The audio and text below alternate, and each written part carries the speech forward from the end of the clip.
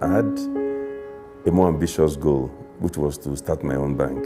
Well, this is somebody we've been after for a long time. And hindsight, the timing was perfect because it was just before the global financial crisis. I mean, he's one of the big names in business in Lagos.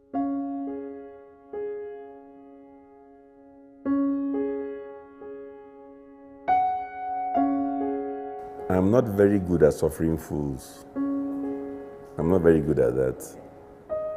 And really, we were just looking for an opportunity of when we could do it. So from secondary school in King's College, I went on to London, to a university, City University London, and then to LSE to do a master's degree in economics. Both degrees were in economics.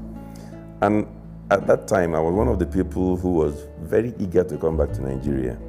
So I never even contemplated staying an extra 6 months or 3 months.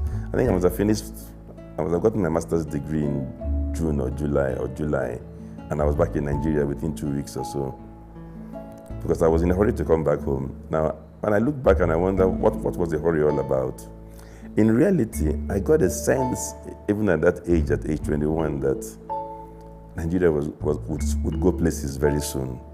And I thought that by staying in London or looking for a job in the UK to get some work experience, I would be missing out on something that would be happening back home. If you cast your mind back, I'm sure you were not born then anyway, but they just found oil in Nigeria in large quantities. You had this OPEC had been formed. People were talking about oil boom in Nigeria.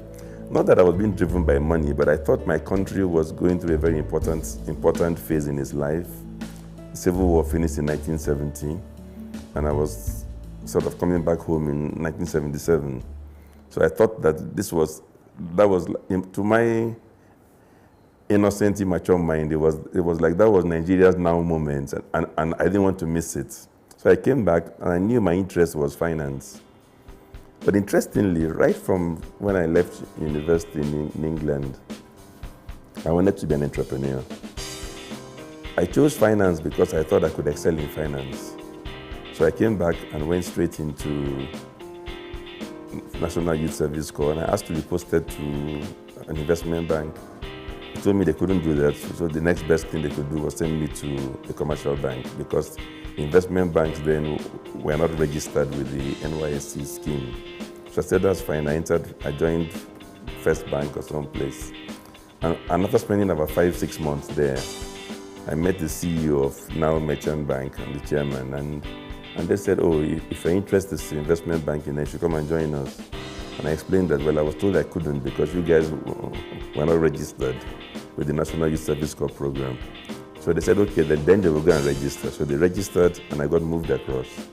So I finished my National Youth Service with now Merchant Bank, and I stayed on after the youth service. It's everybody's right to say that they'd rather not, to privacy. But he didn't tell us what he is. But one thing's for certain, that this man is a big hitter. There's no doubt at all that he made quite a lot of money out of the Stanbic deal, buying his bank. And I think that he's not so much money, he's a very influential entrepreneur in Lagos. You cannot be all things to all men.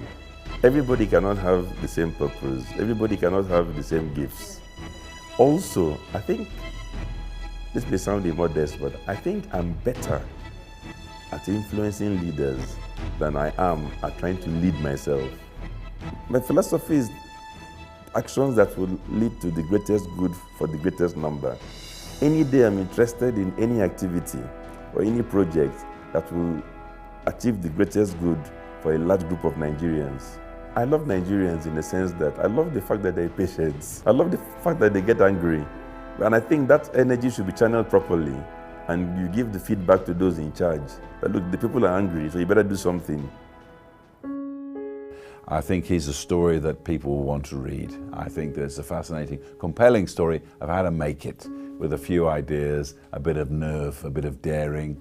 In the long term, obviously deep pockets as well. But I think it's definitely a story that people will want to read. And that's the reason why we chose him for the cover of Forbes Africa.